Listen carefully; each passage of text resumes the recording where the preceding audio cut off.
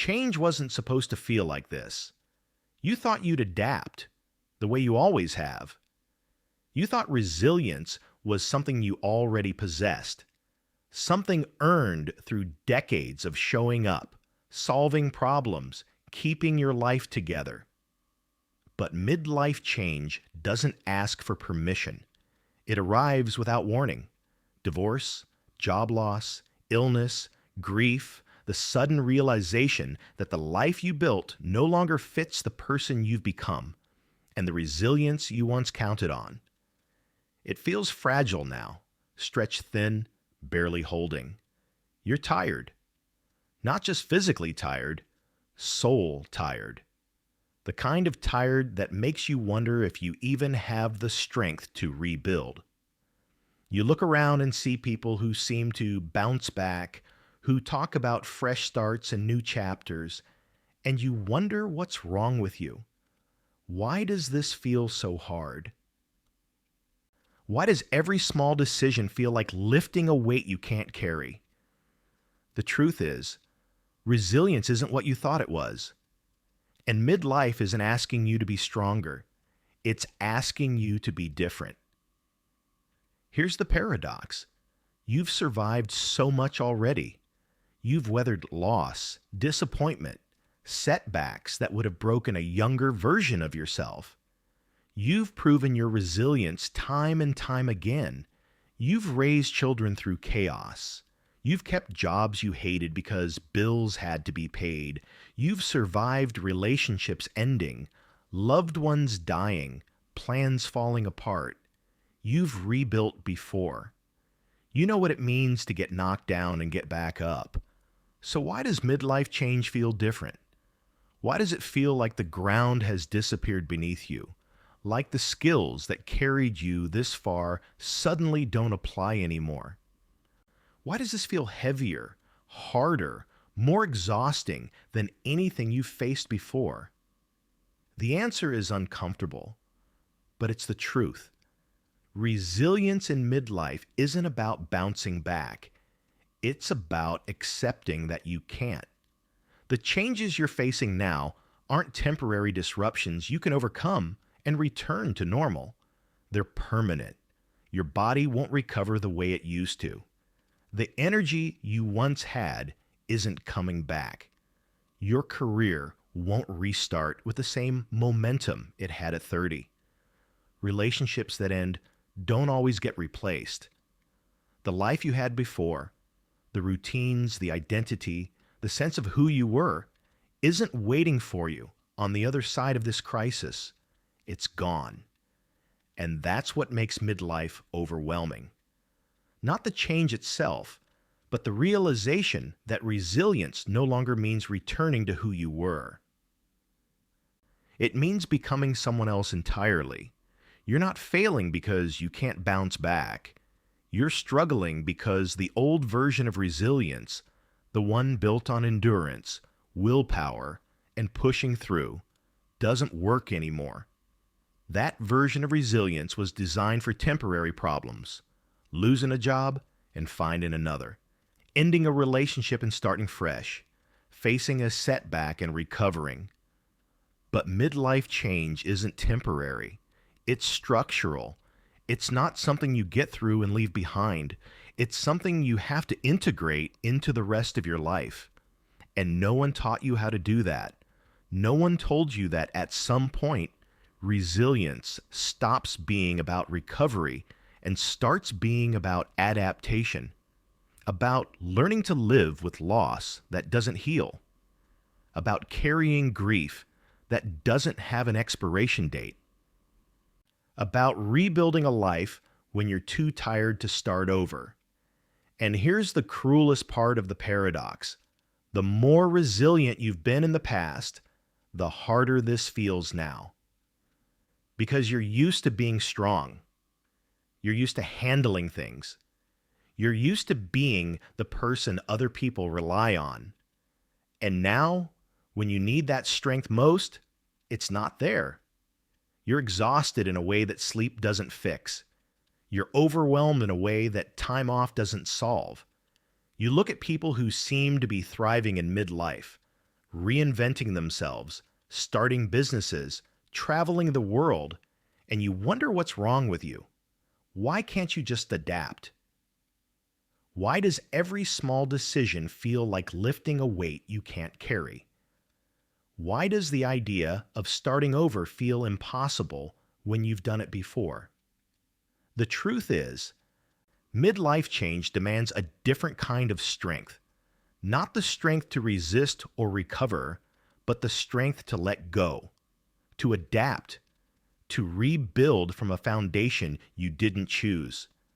And that feels impossible when you're already exhausted, when you've already given so much, when you've already survived so much.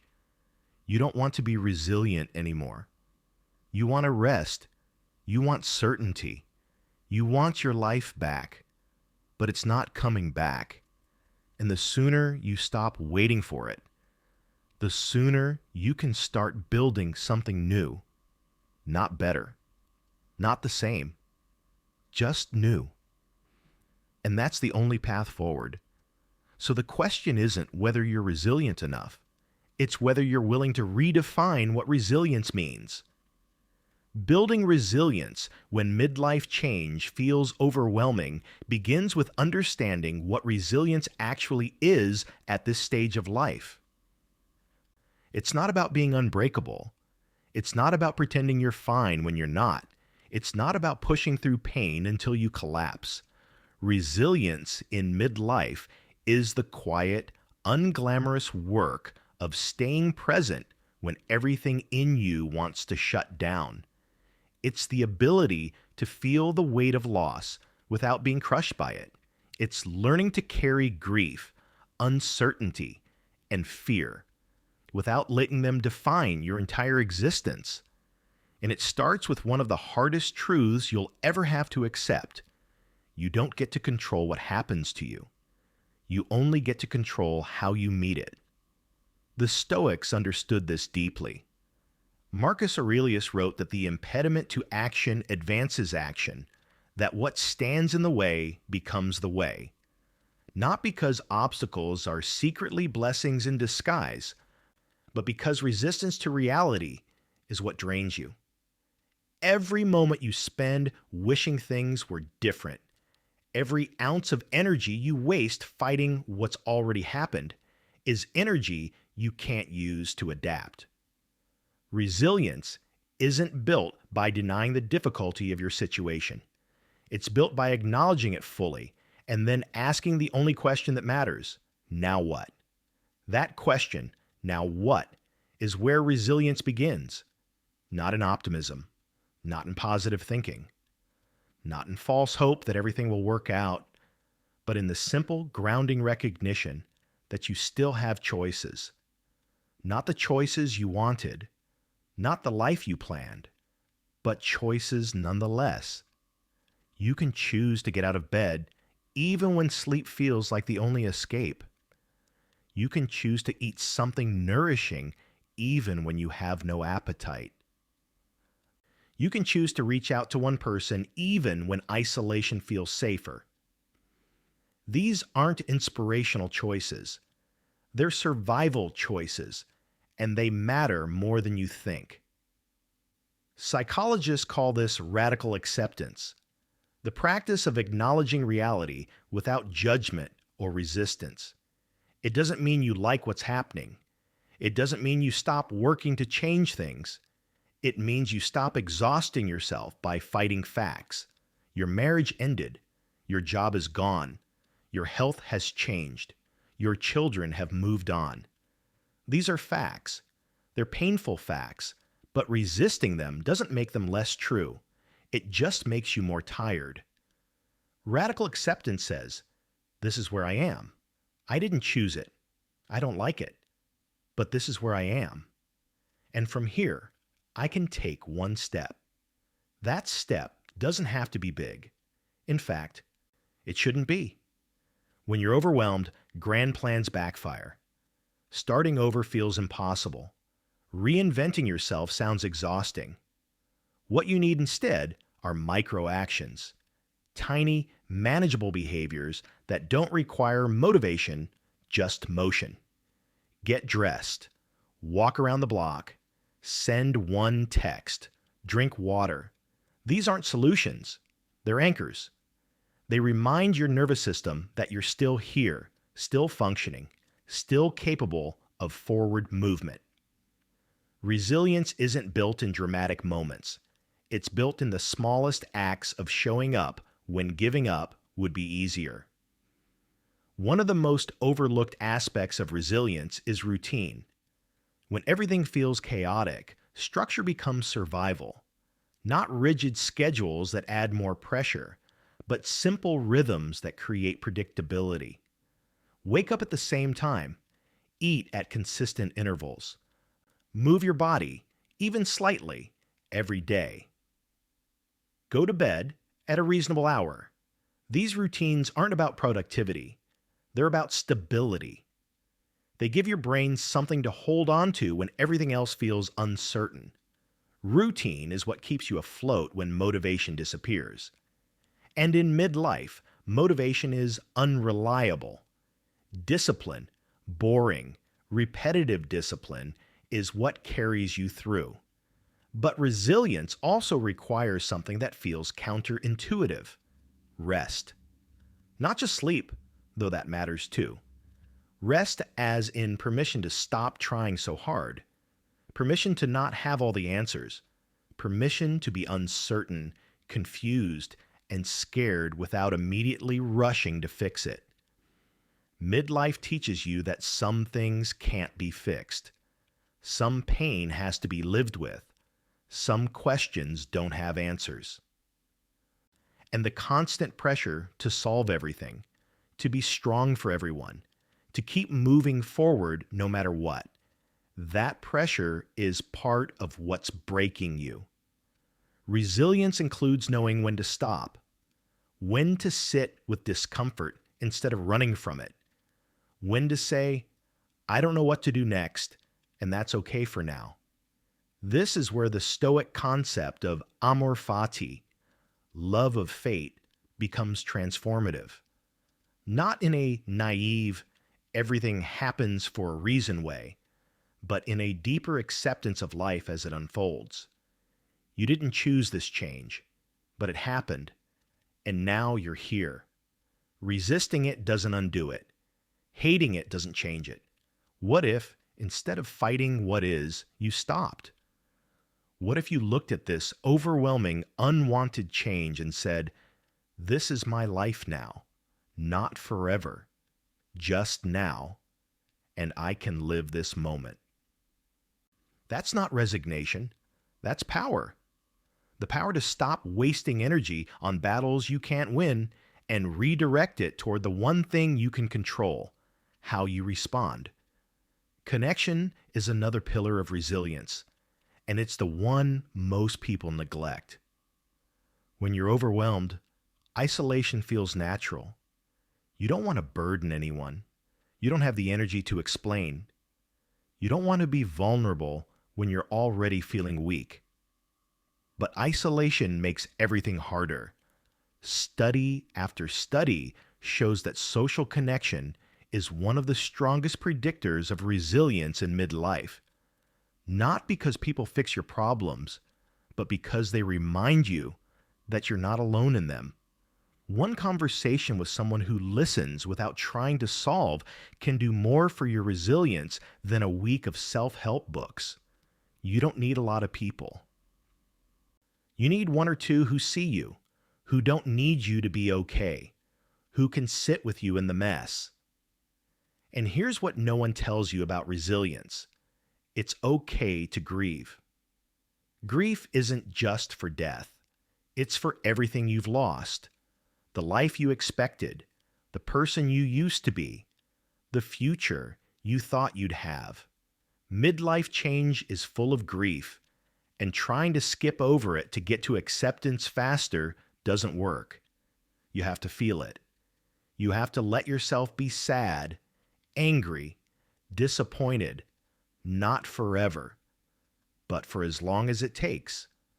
Resilience doesn't mean you don't fall apart. It means you give yourself permission to fall apart and trust that you'll eventually reassemble, not into the same shape, into something new.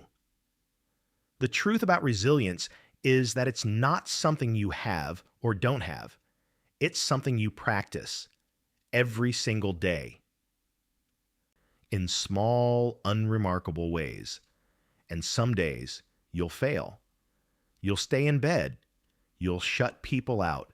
You'll spiral into fear and regret. That doesn't mean you're not resilient. It means you're human. Resilience isn't perfection. It's persistence. It's getting up one more time than you fall down. And in midlife, when falling down feels constant, that one extra time is everything. When you stop trying to bounce back and start learning to adapt, something shifts. The overwhelm doesn't disappear, but it becomes manageable. You stop waiting for the day when everything feels easy again and start finding small moments of steadiness in the chaos. You stop measuring resilience by how quickly you recover and start recognizing it in the fact that you're still here, still trying, still breathing through the hardest season of your life.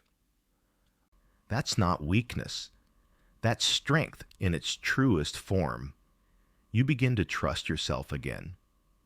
Not in the old way, not the confidence that you can handle anything without breaking, but in a deeper, quieter way. The confidence that even when you break, you'll find a way to keep going. You stop fearing your own fragility because you've seen what happens when you fall apart. You don't disappear. You don't cease to exist. You hurt, you grieve, you struggle, and then slowly you take one small step. And that step, however tiny, is proof that you're more resilient than you believed. Your relationship with uncertainty changes. Midlife forces you to live without guarantees. You don't know if things will get better. You don't know if you'll ever feel like yourself again. But instead of that uncertainty paralyzing you, it starts to free you. Because when you stop needing to know how everything will turn out, you stop postponing your life until you have answers.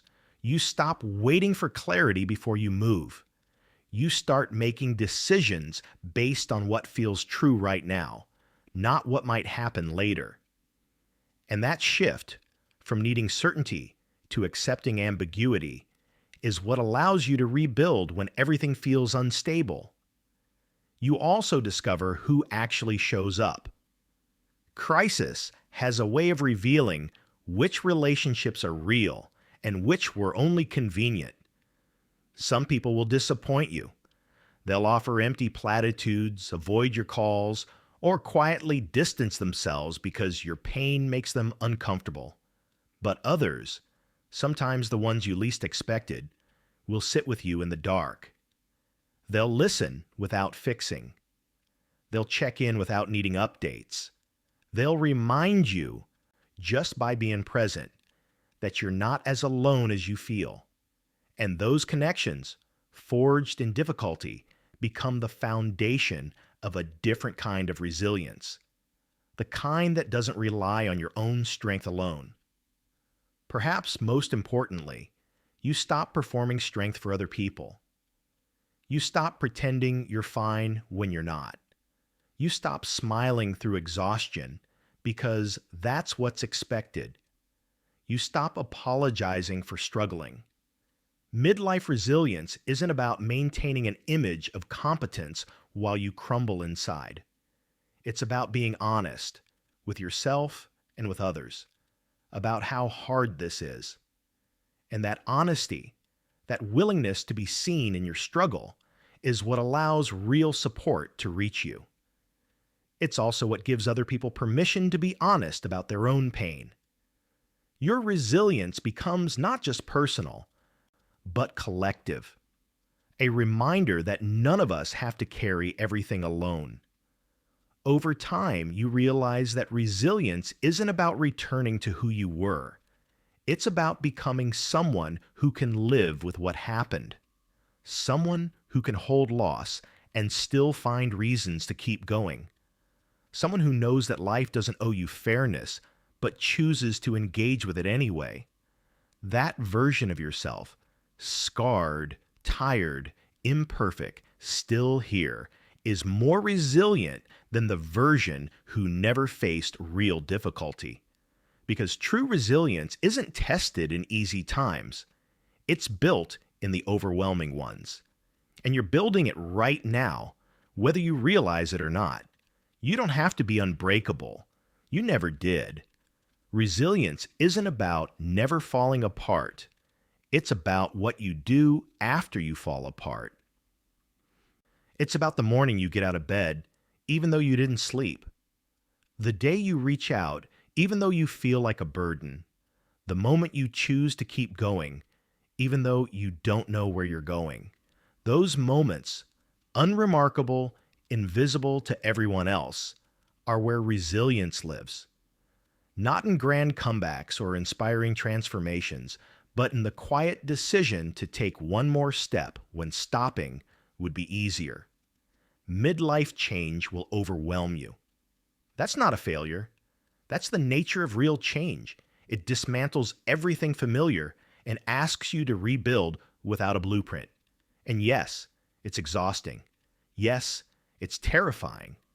Yes, some days you won't recognize yourself, but you're still here. And that matters more than you know. Because resilience isn't measured by how you feel. It's measured by what you do despite how you feel. And every single day that you show up, however imperfectly, however reluctantly, you're proving that you're stronger than the moment that tried to break you. The life you're building now won't look like the one you lost. It won't feel the same. It won't be what you imagined, but it will be yours. Built not from certainty or control, but from acceptance and adaptation.